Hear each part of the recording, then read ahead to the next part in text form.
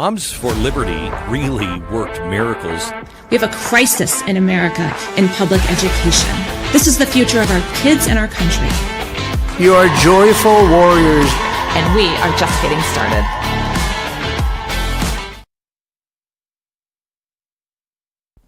Good morning. Welcome to the Fire of Liberty show. This is the show that we bring you frontline warriors from this grassroots frontline warriors from this culture war in America. They've been forced into this war, moms and dads from across the country. I'm Tina Deskovich. I'm the CEO and co-founder of Moms for Liberty. And we are live today from the Steve Deace studio. So the biggest shout out today to Steve Deace and his team for allowing us to use the studio while we were here in Des Moines, and for his team out there setting up, working the cameras and the sound and all the things. And on the other end, for us, Amy and Owen, that are helping us produce. So we are across 3 or 4 states today trying to pull this off. But moms can do anything. And so we're going to talk a little bit about that today. I've got 2 guests with me today from our Iowa chapters, our Linn County Chair and our Polk County Chair. We've got Geralyn Jones from Linn County and Jenn Turner, you'll be the first person that's ever been on the second time of the Fire of Liberty. And she's the chapter chair of Polk County, Iowa. Welcome, ladies. Hello. Get your mics closer. Oh, hello. Thank you. Yeah, we had mic training a little bit ago, and it's so weird being so close to it. Yeah, you gotta be real close. It's very weird being this close. I didn't even think I'd ever be on a podcast, I'll be honest. So I'm excited to talk to you guys today about a lot of things. But first, let's talk a little bit about last night, because I had the honor of co-moderating with Simon Conway. I always want to say Cowell. That's a different guy. I know, but they're both British. Can you imagine them singing on stage last night? Yeah. Simon Conway and I co-moderated the Iowa gubernatorial debate. That was, are you ready for it? Hosted by Moms for Liberty, Iowa. So, ladies, what's it take? First of all, 5 years ago, did you ever think you'd be hosting a gubernatorial? And for those out there that don't know what a gubernatorial debate is, because I have a couple friends I told them I was going to go moderate, they're like, what is that? I'm like, governor. It's a debate of governor candidates. So did you ever think 5 years ago that you would be doing this? Absolutely not. 100% not. Never. In a million years. I never would have thought that this is the place that we would be at, like hosting a debate for who's going to be the governor of one of our 50 states. 6 months ago, I didn't think we'd be doing that. So I'm going to go ahead and say 5 years. I'm going to say 60 days ago, you were like, we want to host a debate for governors. And I was like, no, we don't do that. We haven't done that before. This is not on our radar right now. And kudos to Jenn Turner and the whole Iowa team, because I underestimated them. Last night was phenomenal. It was remarkable. And the feedback so far, I saw a comment this morning that said Moms for Liberty needs to host the next presidential debate. And I'm like, no, we don't do that. we don't do that. And so for those that are listening, there are 36 governor races this year. So it's likely, if you're listening, that you have to get out and vote this year to vote for your governor. And it's really unfortunate in America is if Trump's not on the ticket, if it's not a presidential race, people don't turn out to vote. And at Moms for Liberty, we work really hard to make sure people turn out for school board, but also these other races that impact our everyday life. I got a call or a text the day before and said, how does this further Moms for Liberty's mission? And I went, because we're getting people out to vote. Like, that's what we do. And that's where I think 5 years ago, we all weren't engaged. I always voted for governor, but I wasn't informed. I wouldn't have voted in a primary. And so we have a primary election in June. And that's why this one was so important, so that people can actually understand and know the candidates and not just pick the name that they recognize, because that's what we're up against this year. Yeah, our mission is to unify, educate, and empower parents. So educate, empower, if you have information, to defend their parental rights at all levels of government. That's state government, that's governors. And by us hosting, every other question last night was education. Yeah. And how many debates for how many years did I watch presidential debates, governor debates, all kinds of debates education's not even mentioned, not even once. And if it is, it's mentioned by Democrats only because the teachers union, paid to get a question put in on a debate, and no more. Like that's why this matters to the work we're doing. So how do two moms, all the moms, go from just mom to hosting? I mean, it's a big, like, we're not going to do 5 years of right now, but what happened? What changed in your lives that got us to this point that you are capable now of hosting candidates for governor? You want to go? Sure. Yeah. So I would say, well, to your other question first before I get to that, because I think it leads up to that. Is a lot of people don't necessarily turn out for the midterms or those off-year elections, right? A lot of people turn out more so for the presidentials every 4 years, and they call themselves a avid voter, a regular voter, or a strong voter. But do they engage in every single election? And I think we saw that when we started hosting or getting involved in our school board elections. Like when we started endorsing candidates, our voter turnout for school board elections increased by 30-some%. So that it automatically had people showing up, because whether they were showing up to counter our votes or whatever, it increased that public participation. And that's what we wanted. The voter turnout was super important. What was your question again? The second one? Mom, just how this journey of being a mom, becoming an activist, starting a Moms for Liberty chapter, and the big leap of hosting a debate for governors. That was a really big deal last night, and you guys did an excellent job. We were sitting, so we sold out.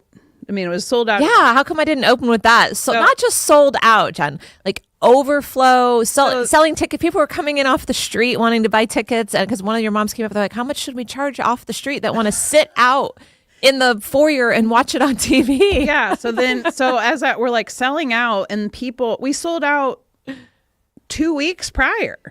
And so I'm like, so then I'm like, hey moms, none of you get a seat in this debate. How am I? So we're just going to stream it. We'll watch it on a computer. And then as more people are doing that, I'm like, okay, now we need to raise money to rent a screen to put in the atrium so we have overflow. And I think we had 50 some people out in the atrium watching. But we're talking about it out there as the, debate's going on. Like 5 years ago, I don't even know that I knew who my senator was, for local government, right? Or my House of all these things. And in 5 years, we've learned who those people are. And now we're at the Capitol taking our issues to them. And we learned that we really do have a voice. We do have a seat at the table. You just have to make that seat. And so, no, I never thought we would be hosting a gubernatorial debate. But now I'm like, when's the next one? Oh, no. So shout out to your state capitol. Oh, my gosh. The most beautiful state capitol I've ever visited. Thank you to Representative Sam Fett, former Warren County Chapter Chair, for giving us the tour yesterday. It was beautiful. I enjoyed being down there. And you guys are so well respected. Every corner I turned. Oh, thank you so much for all you're doing. We love your moms here in Iowa. So again, ladies, doing great work here in Iowa. Has it always been easy to advance the work in Iowa with each other? And not just me, the two of you. I'm talking about all. How many chapters are here now? Well, now we have 8. Yeah, I met the new chapter chair last night. Oh, there's 2 new chapters. There's 2 new chapters. Yeah. So, working together, not just in your chapter, but across the whole state to do some of these things. How has that always been easy? No. That's a big fat no. Absolutely not. Jenn, for those of you who don't know our story, Jenn and I, we had some major conflict at the beginning. We had 2 different ideas on how we wanted to run our chapters. I was very structured. She came in, I think it was 2 years before I started my chapter. So you had already probably gone through what I had, 2 different seasons, I guess, in our chapters. So I wanted everything structured. I said I was going to order this like a business.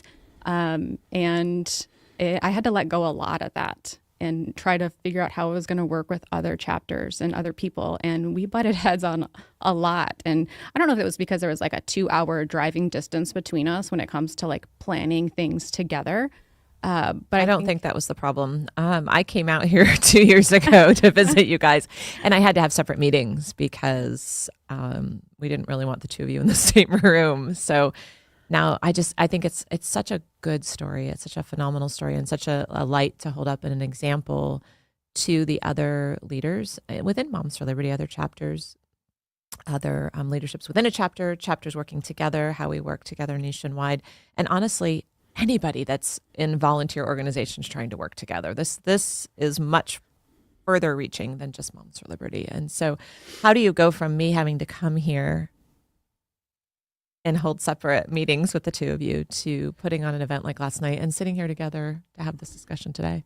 Do you want the truth? Yeah. We had cocktails. Oh, good grief. There's more to it than that. That's a standard Jenn Turner answer. It's deeper than that. We went through a lot, and there were tears, and it's ridiculous now that I think back, because now it's insane.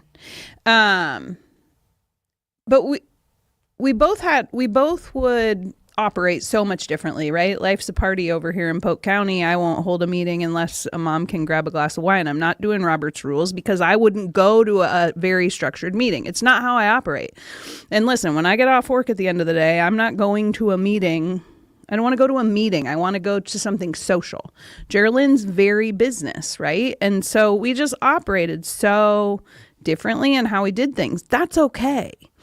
But I think we both had to realize, we came to a realization that neither of us need to be in charge, right? It was like this power struggle. And I think all of these moms across the country, you get into this power struggle and you have a really hard time putting your ego aside and realizing we're all working towards the same goal. And I think you had to learn that I wasn't a threat. Yeah. Right? It was very like, I'm not trying to be control of this, but because I had been around for 2 years, everyone leaned on me.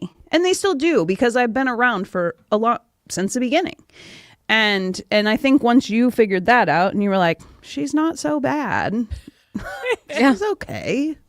Is that your same perspective? Oh, absolutely. That, and there's almost like a sense of like, I felt like because I like structure, I needed to control every single detail.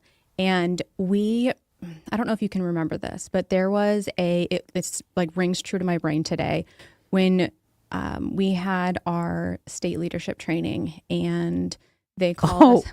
I remember. I know. There was a specific point that she said during that when she called us out, and I just remember thinking, like, we really do handle things differently.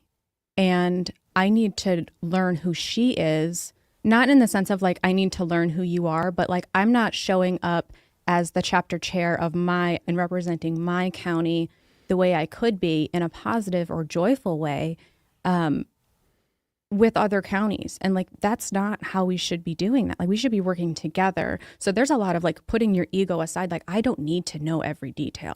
And I felt like when I was bombing you with all of these questions, like that was almost like me not trusting you to be able to handle whatever it is. And it caused unnecessary tension and stress between us. And I don't think that's something that we do anymore. Like, I know I can trust her in planning events because, I mean, look at last night. It was phenomenal. And it's almost like I relinquished a sense of control to that so that she was able to just run with it and shine. She did just great. I'm going to say this because there was one instance during this debate that there was some conflict, not with us. Listen, working with the candidates is phenomenal. Some of their staffs are challenging. And I had a situation, and the way I wanted to respond, I was like, who is going to be mad if there's pushback on this? Geralyn. So I called Geralyn and said, hey, this is the situation. This is what happened. She said, I don't agree with how you're going to handle it. We came up with a plan. We both did that, came back together, came to an agreement and handled it. And so that's where I was failing at the beginning because I was like, I know, and I'm going to do it. Yeah. Where getting some direction and guidance is not a bad thing. And sometimes she's talked me down and I've stomped my feet and pouted for 2 days. And then I'm like, okay, she was right. So there's a couple things here at Moms for Liberty. One of our values is building relationships. And this is actually what it takes to really build a relationship, right? There's this, you can call on the phone and say, oh, organization, now we have a relationship, box checked. But the real work of building relationships are the things you're talking about. And the title of this episode is The Joy Thief, or The Thief of Joy, because these things, pride that you're talking about, control, are the true, in my opinion, and probably yours, the thief of joy. I mean, I would think there was probably some pretty frustrating and miserable times when the two of you couldn't get along, and you both have the same mission, but you just couldn't get along, and you're allowing the thief of joy get in between you. I do think Iowa operates, and I might be wrong, but I do think Iowa operates differently than most other states. We all have our own chapters and, our own school districts, but we really work together as a state. We travel to each other's towns. We go to each other's meetings. If there's events, Hardin County just drove an hour and a half down here 2 nights in a row to participate. Amy Day in Carroll County, Geralyn's coming 2.5 hours. We're all participating with each other. And so that's when we had these new chapters. I'm like, listen, you're never alone, because we will come to you. We will help you. And that's what I think makes Iowa a very strong state for Moms for Liberty. I know we're live on show, but it's one of my favorite places to come, even though it's 7 degrees outside. I know I keep complaining about the weather, but it's so shocking that it really is. Nobody comes here for the weather. Absolutely not. That's why the people have to be so amazing to make up for the It's nice in like weather. June. You could come in June. Solid 30 days. So yesterday was an exciting day overall here in Iowa. We had the debate last night, obviously. Any key takeaways? I know that nationwide people don't necessarily care about the individual issues or candidates on the stage, but any key takeaways overall that you guys want to share from last night? Yeah, I would say, this maybe necessarily is not necessarily just for Iowa, but I think in general, I saw a lot of, we have 5 people running for this gubernatorial race, and that could be a very contentious thing. I mean, we're talking about this infighting across the country and how, the same people on one side of the aisle are arguing with each other. And I didn't see that last night. I mean, there was some of the debate that was going on. They all had different viewpoints that can be considered part of the debate. But I think there was a lot of respect for one another on stage. And it shows that you can have a variety of perspectives and still fight for the same thing. And I think that putting the mission first, or putting constituents first, or, that really grassroots effort of just putting those people first and who's going to be turning out, I think that's just the focus, I guess. I saw a lot of that. You know what I wonder? And you can weigh in here if you want. Are the 4, because the 5th didn't show up last night, but 4, is this how they always interact, or was it because it was a mom hosted event and we kind of joked around about putting them in the timeout corner and they better play nice? You think that helped at all, or no? No. Really? They are that genuinely good to each other at every event. Okay. And they do, like, we talk about all the different grassroots groups in Iowa, or we have central committees. I don't know if everyone. No, you're the only state that I know of that does. You guys talk about it like I know what's going on with each that. county has a committee like that, and we serve on. So they're grassroots. It's your county GOP committee, I guess. But they show up at all of those to speak. But they do attend a lot of forums together. They are that genuinely nice. When the historical building asked us if we needed 4 different green rooms, I'm like, honestly, we could probably put them in one and they would be fine. So great. So any takeaways from you from last night, Jenn, other than what? Well, my takeaway, because I'm still frustrated, was the 5th candidate not showing up. And so we invited 5 candidates, 4 showed up. And so I think that it's important for these candidates, he's a congressman in Washington, D.C., and that's very important. But if you want to run the state of Iowa, it's very important for you to participate in the things that the people of the state of Iowa. Well, and he was here. Because when you told me he couldn't come, I'm like, well, they're in session. They've got you this and that, and you need to cut him some slack, Jenn. I don't know any of them. So, I don't have a dog in this fight. But he was literally here. 9 miles from the event venue.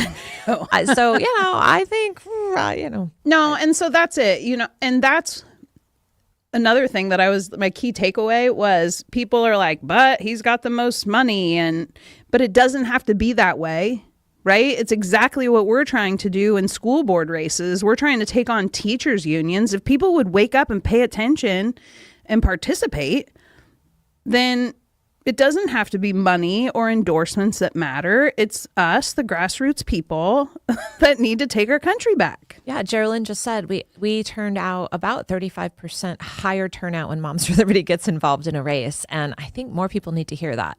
We turn out 35% higher vote in off-election cycles when Moms for Liberty gets involved. For good or for bad, it's just, Right. it gets people... It gets them engaged. And, you can say that, we're turning out some of the other side too. But in my opinion, our goal is to get people educated and engaged and know their candidates. So bring it on. Let's get, I don't know about 100% because some people, but let's get to, 80% turnout in all races, off-season races. It would be amazing. The first year we ran or endorsed school board candidates, it was a highly contentious race. And we went from having our candidates raising no money or just purchasing signs from their own money, putting maybe $300 into it. The voter turnout was less than 1,000, maybe like 500, 800 people. It was just going in, people from the school, teachers that were voting to get these candidates onto the school board. And they were making decisions like property taxes. All of that stuff is impacted right at that local level with our school boards. So then when we ran our candidates, our voter turnout ended up, it was like 4,600 was the amazing. Average. It's amazing. So it's like 4,000 more voters turned out. And to me, we didn't get candidates. And they say, oh, you didn't win. They want to throw that in our face. But did we? Because I think having more of that grassroots and getting the voice out, it gives a more honest representation of what's going on in your community. And I think it's going to, none of this is short-term solutions. I think it's going to work itself out over time. So this last election cycle for you, for example, you get 3,000 more people to turn out. Well, guess what? Next election cycle, you point to that and you're like, we lost and 3,000 more. So now we better up our game. And then we get 3,000 more until people are more civic. It takes time to build on democracy, basically, civic duty, all of the things that America is built on. And we're at the heart of that. And I just find it fun and fascinating and exciting. And I'm getting this is the stuff that, it's like pouring Pepsi into my veins. I love it. So yesterday, we also did something else here in Iowa. It turns out President Trump knew I was coming and knew that you all were putting on a gubernatorial debate, and he decided to come to Des Moines on the same day. So, Geralyn, you were there. What was that like yesterday? I was. Yes, the energy was amazing. We had, what was it, 17? Yeah, 17. 17 moms there. It was actually kind of fun because we got special guest seating. So when we showed up, there was one section that was super full and they're like, oh, well, you don't have room over here. And he's like, oh, you have to go ask this guy over there. So I go over and I got my Moms for Liberty scarf around my neck and we pull up. He was like, oh, Moms for Liberty, you're the front row right here. And I was like, what? Like to have that, like, I guess special treatment, but special, not special, whatever. It's kind of neat because like as a mom, you never thought you'd be in that position to kind of feel that sense of specialness. So he's like, you got this front row here. And we all line up and we're sitting there. And we got to see where Trump came out. We got to see where all the speakers came out. And it was really nice to see that we had a mom up there. Shelley Flockhart was up there and she did a speech and she gave us a shout out. So that was really nice. But to see that we had a mom up there, like, and just rooting her on and cheering for her, it was something so special. So I would say you guys have worked hard and earned that front row spot with the President of the United States. If you think about all you've gone through the last 5 years, everything from you guys hosting presidential candidates here. I know so many of your stories, and from Mike Pence calling your cell one day to hosting Vivek and President Trump and all of the things. And what's amazing to talk about the relationships across the board with you guys is I know that even across the chapter chairs, I can think Oh, they were supporting DeSantis. Oh, they were supporting Trump. These two were diehard Vivek fans. And so, but you guys, you managed to stay neutral and host them all, get everybody civically engaged, sell out every time one of them came. I think, Geralyn, what were you telling me earlier today about who they called first? Yeah. So we were getting coffee this morning and we were talking about just like what we're going to talk about. And when we hosted the Iowa caucuses the last time, they reached out to us, the presidential campaigns reached out to Moms for Liberty chapters before they reached out to our central committees. So I, as you know, because our organization, Building Relationships, I would pull in our central committees. And, I think when we hosted Vivek, we had over 350 people there and only standing room. And it was an incredible opportunity. And you hand me a microphone and I'm like, no, thanks. But that was the first time I actually spoke in front of people and hosting the whole event. I was like, I don't even know what I'm doing, but I'm saying yes. So, and we're figuring it out as we're going. And I think just having that sense of grace through it all and saying yes to just everything and going with it was really, really interesting. I think that's, we don't talk about that enough in Moms for Liberty, the importance of just saying yes. Mm-hmm. And I'll say, even early on, Tiffany and I both would just say yes to the craziest thing, 60 Minutes. And sure, everyone's like, don't do it. We're like, oh no, it'll be great. Debating governors. Sure, it'll be great. Hosting presidential candidates. Sure. Yeah. Yes. Yeah. No idea how we're going to do it. No idea we're going to fund it. And you mentioned how are we going to afford putting the TV out here? And I felt almost like a sense of anger inside of me when you just said that, because so many organizations, we get accused of being well-funded. Not the case, are so well-funded and could have pulled that off with top-of-the-line AV and cameras flying around the room to get in, all the things that would have made this Fox News quality. You guys pulled it off $1 at a time. Hey, can you give us literally? Can you give us $1,000 so that we can afford this? How much can we charge tickets? And so you mom it together and you make it work, and it's phenomenal every time. And I'm going to give that glory to God for His hand in just opening the doors and helping it all happen and roll out. I was getting this is a really great fundraiser for you. And I'm like, we're going to be poor again after. This is not a fundraiser for us. This is every dollar we have. Did anyone see the food? Was it good? It looked good. I didn't eat all I know. day. I was like, I don't even remember what we had. But yeah, it was so great. But yeah, we're poor again. So I will say, Jenn called me, what was it, 2 months ago? I was like, no, maybe a month ago. And she's like, hey, we're thinking about this. What are your thoughts? And I was like, okay, yeah, let's, I think it'd be great. I was very excited about it. But then we were like, well, you have to raise this amount of money. And I was like, okay, we can do it. Let's do it. We could definitely do it. And she's like, yes, we could do it. Yeah, let's do it. We're going to do it. It's going to be great. It's going to be great. But we had that attitude going into it. We're going to say yes. We're going to get this done. We're going to invite everybody we have. We're going to pull in everybody we know, all these organizations. And Jenn, you can talk to that because you were the contact for all of that. But all these organizations that we worked with, it was just absolutely incredible to have support from all across the state of Iowa. That's part of the relationship building too. It's not just internally between chapters. And so you had several organizations there last night, Jenn. Yeah. I have to, Samantha Fett did, Representative Samantha Fett. Yes, give her the right title, man. Well earned. I can't, we have so many relationships. It's hard for me to, you're like, hey, Jim. Oh, sorry.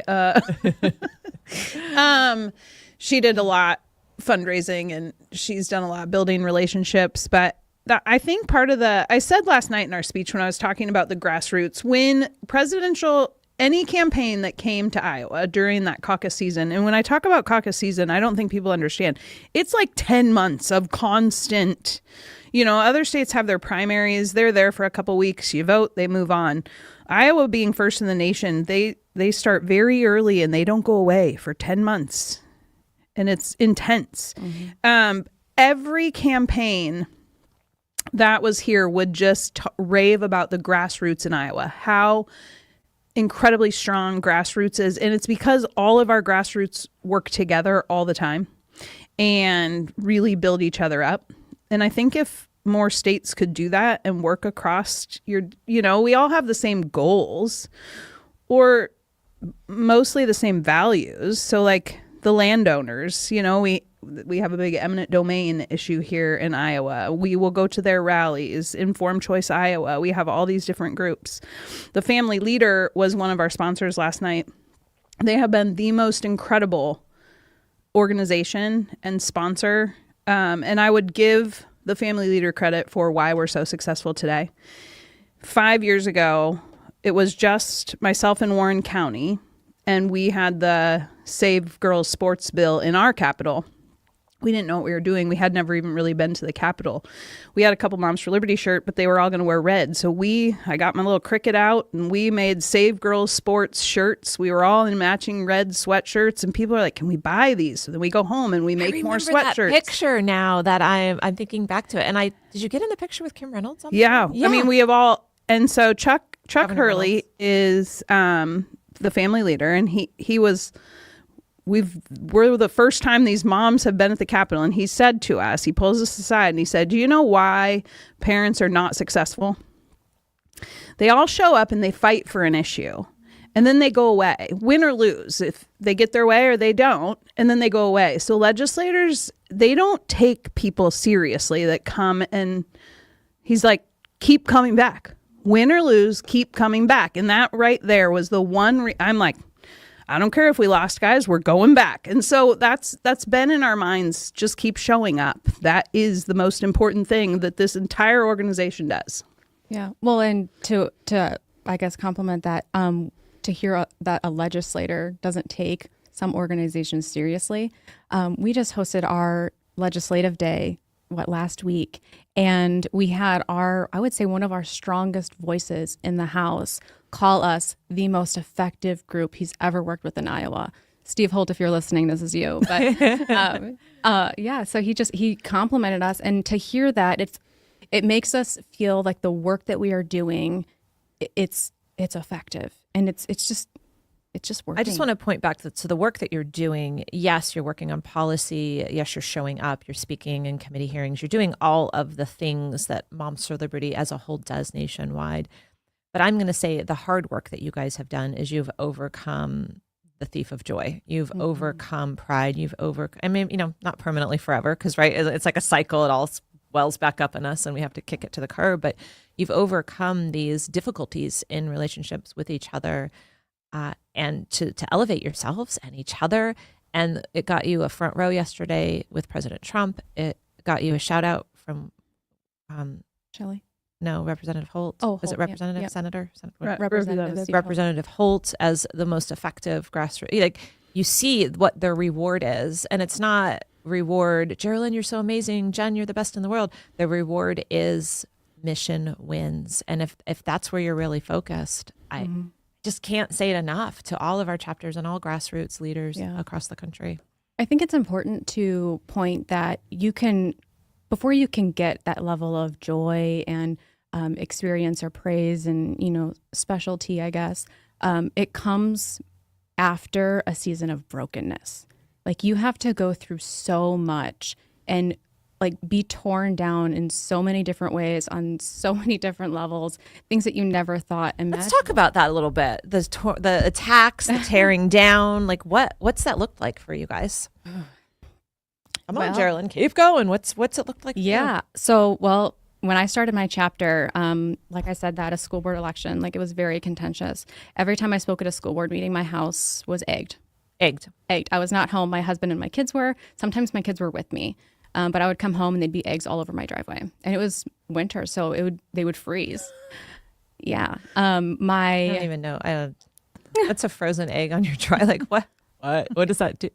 Does it run and crack? It was just splattered. Oh, and then it freezes froze. Splattered. So what am I can't clean it. I was scrape it up. It just stayed there. I had cleaned up the eggshells, but yeah. This is a new one to me. Okay. Yeah. So egged 3 separate times. And then when we spoke on the gender identity bill at that hearing, my office, because we had an office space at one point, a giant rock was thrown through the entrance door. So it shattered the whole thing. The AC lines on the building were cut, the whole side of it. So they had to replace the whole AC throughout the entire building. There was a lot. My kids' faces, this is the one that gets me. This is that part that sticks in your brain that kind of keeps you going. You know how you like keep that little feeling, I guess, bit behind your ear. My kids' faces were cropped from family photos that I had on Facebook. And they were put on pornographic memes and then sent to me. And all I did as a mom, I just deleted it. I'm not gonna, I can't do this. Can't get that out of your mind. But it broke me. And I was like, this is the lengths that people will go to keep you from speaking the truth and to standing for what was right. So I was like, this is something that I have to keep doing. I can't stop. What am in I you gonna do? keeps going after that? I would say most moms would be like, I don't, they're coming for we know they're coming for our kids in this general sense, but that's one of the lowest of the lowest that I've heard. Yes, it's a low. And how, just going to ask it, yeah. did you feel like you're putting your kids at risk? Because some people say, I don't want to be involved because I feel like my kid will be targeted in school. My teacher won't be as nice to them. This is a whole nother level. How were you concerned that if you kept going that they would be put in more danger, I would say? That's always something that's going to be in the back of your mind, whether you're getting involved in something that's political or just something contentious, or if you're sending them to school these days, are my kids safe? You don't know. I cannot fathom when people say or hide behind that level of fear where they're like, I can't do this because I'm afraid of this, or my kids are going to be targeted. Fear's a liar. You have to be strong for them, because who else was going to do it? Who is going to fight for your kids better than you are as their parent? So I continue to show up, and I'm going to continue to show up. And by showing up, it's showing that nobody else can come for me. Like, I had to be taken down, and I'm sure a lot of people are like this. You have to be taken down to the lowest of lows to be able to experience all of the joy that comes with it. And even the smallest amounts of joy, like having a front row seat. You know what I mean? Like Yeah. This silliness of just sitting in a front row, or having special guest seating for things, or just being able to just have conversations like this, having a microphone in your face, just talking about real life problems, real life solutions, and just being real with one another. Like having face-to-face conversations, I think is so important. I was talking to a legislator at the Trump event, and a lot of people were on the eminent domain issue, and there's a lot of back and forth on that. But I said, we need to have more face-to-face conversations, because we could read a Facebook post, but we read it with our tone of voice in our brain, and we automatically assume what this person's coming from. But if we don't have these face-to-face conversations, or say yes to more things, or put the fear aside and just be unafraid to just approach the topic and just talk about it, that's where solutions come from. That's where I think there's a sense of unity that we're missing today. Yeah, fear is a liar. I interrupted you and said that, but I'm going to say it again. Yeah. Our very first event at Moms for Liberty, just a baby, a couple months old, was with Megyn Kelly. We somehow got her to come. You know what we were talking about? Just say yes. A walk down memory lane there. Megyn Kelly's not cheap. She gave us a good discount because it was middle of COVID, and I'm guessing she just wanted to come to Florida. But we had $2,000 to our name. Like, how are you going to put on an event of that magnitude? And God provided in many ways, because the opportunity fell in our lap for her to come, and we didn't know how to get a hold of her or anything of that nature. And so fear's a liar when it comes to being afraid to do something in any avenue because of threats, or because of how are we going to do it, or we don't know. And you guys are so good about punching fear in the throat. So Jenn, attacks. Well, mine have been told, but maybe not to the person listening to this episode. I mean, you get the mail to your house. I got the glitter bomb with the bag of gummy male genitalia, Thank you for not saying it. eggplants. My tires have been slashed. I had a campaign against me sent to my job. I'm a bigot. The big one. Yeah. Yada yada, all the things. So how do you keep going? Because I what I don't want is this to be an episode for people to go, I'm never getting involved No, because I don't want this to happen to my kids or my tires. So like, why? Why would you stay after that happens to you? well, I'm not letting them win. I mean, like, so what? You step aside and we let the people that are clearly evil believe that they've won? Not on my watch, and not for my kid growing up. I mean, like, we are the front lines and we have to make a change right now, or we leave it to our children. It's like that phrase or quote, I guess, if not me, who, and if not now, when. So I think you're absolutely right. I think just saying yes and just going for it and just not backing down. How does it go? What if they're shooting at you, you're over the target or something that. Yeah. Like, I mean, every time they're coming for us, like, oh, okay, so this is your breaking point. This is where you're going to come for us. So it's okay. I'm going to keep pressing on, because if I don't press through that barrier, that's what they're trying to do. They're trying to be the barrier for us and deter us from accomplishing our goal.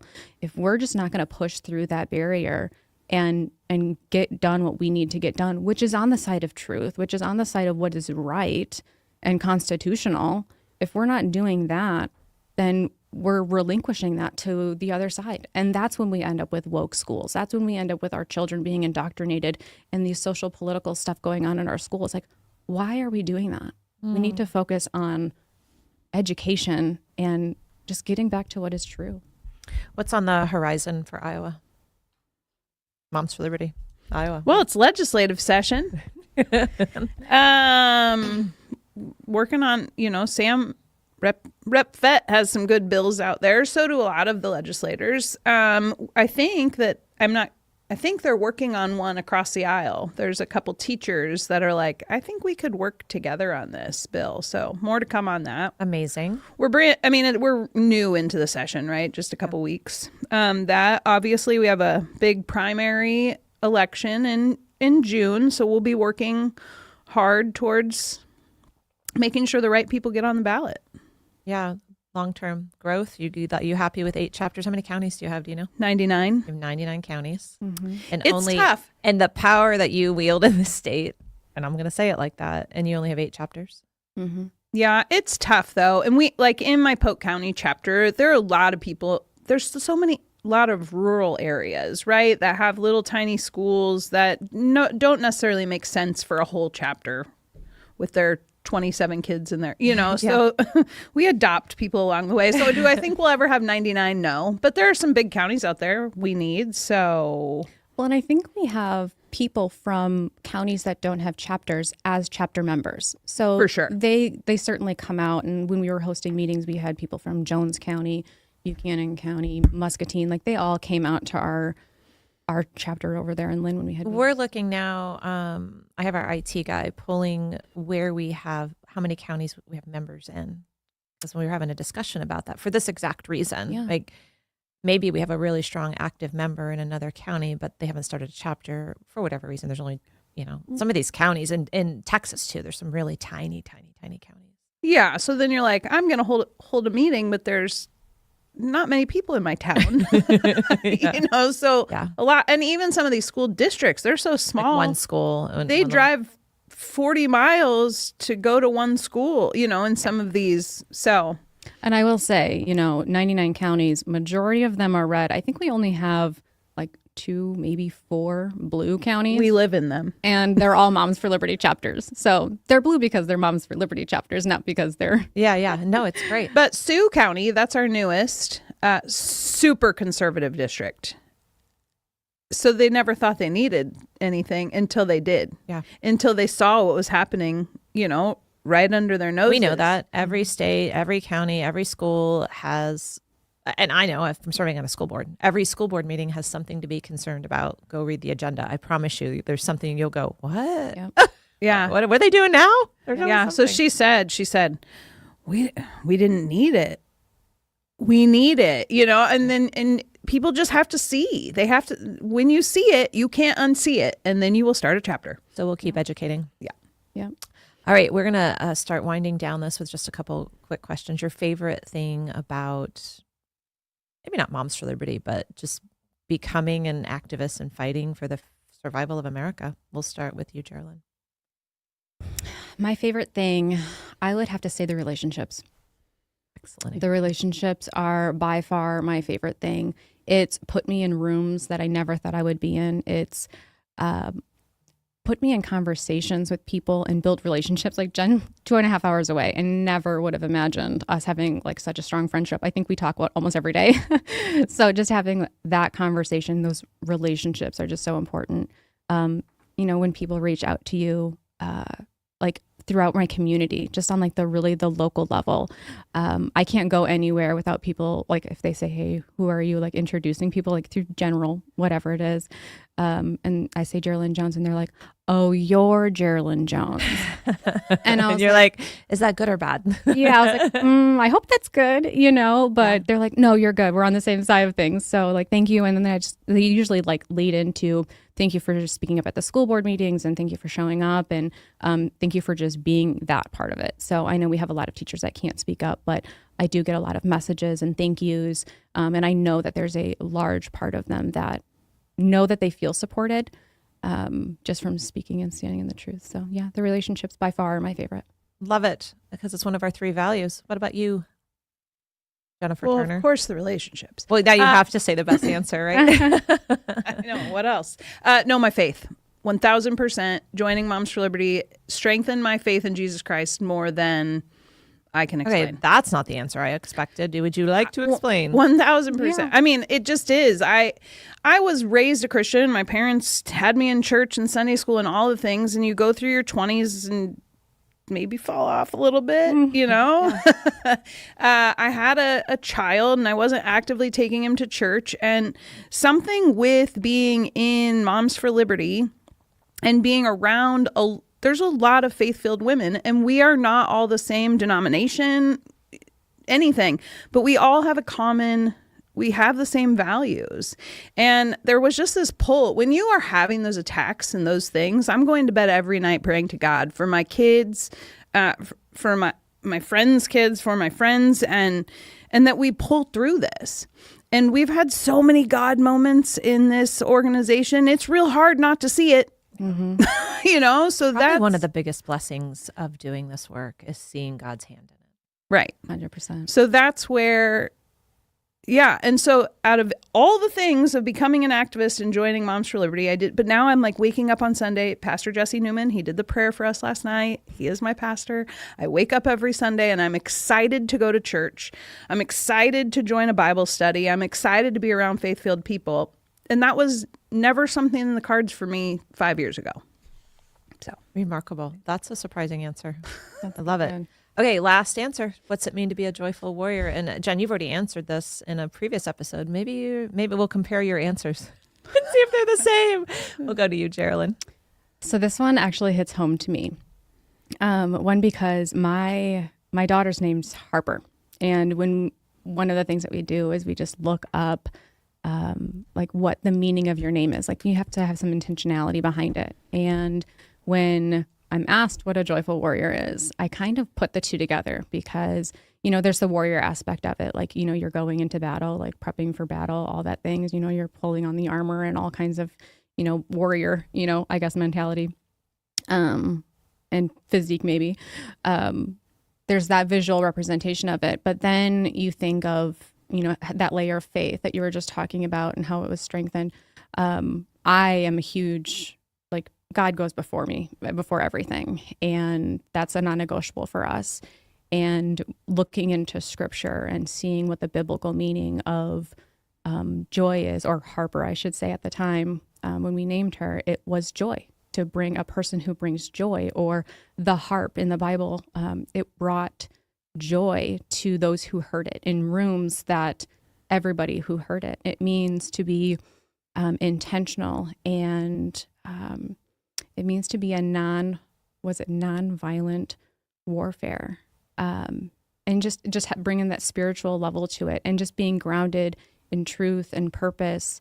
That's just what I believe as a joyful warrior, is someone who can bring that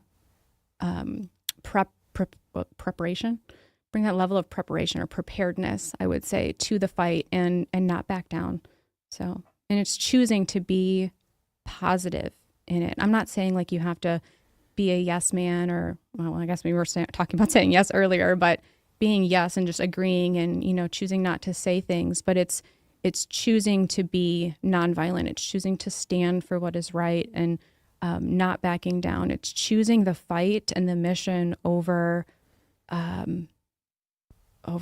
just like, I guess, falling behind and just not doing what is right. So the fear. Choosing the fight and mission over pride. It's choosing the fight and the mission over selfishness. It's choosing the mission over all of the things that steal the joy. Yeah. It's really a beautiful explanation. You might want to type that up and use it somewhere. Try to beat that, Jen. No pressure. Challenge accepted. Truth and grace. There is my joyful, and that comes from a sermon this summer. And my dad always says, if you remember a sermon a week later, it was a good one. Well, I've remembered it 8 months later, so it was a really good one. But to lead with truth and grace, we run across a lot of people that don't agree with us, right? But they just as passionately believe in their side, and then we, as we do, and to give them a voice. So you have to speak your truth, but you have to give grace to try and understand. You have to speak the truth more, right? Oh, the truth, yeah. Sorry, the truth. Your truth is like a I get it. Yeah. But we just have to give everyone a platform and have the conversations. And that's what being a joyful warrior is. You're not always right. And you can learn from other people. And so What are you saying? I know, like we have to. So there are a lot of teachers that we talk to, and that's what people don't think that we do in this organization. And are we always going to agree? Absolutely not. Mm-hmm. But do we walk away with a respect for each other? Yes. And so to be a joyful warrior, you have to be open to those communications and figuring it out, and speak truth, but be graceful about it. Perfect. And for those that want to hear more from Jennifer Turner on Grace and Truth, she has a wonderful speech. She did, I think, a 5-minute speech at our 2025 National Summit. You can go to our YouTube channel and look for Grace and Truth and find her full speech on it. It was really beautiful, very well delivered. And if you feel inspired today, we ask you to join Moms for Liberty, start a chapter, join the ranks of these warriors. Don't let fear take hold. You can do it. No skill set required. None. We bring nothing. No. All different skills are welcome. We train and we will build you up and support you into the leader that you were destined to become. And so that's a wrap for today. Live from the Steve Deace studio, we want to give a shout out to Steve and his whole team again for hosting us, allowing us to use this beautiful studio, for his team for working on the audio and the cameras for us.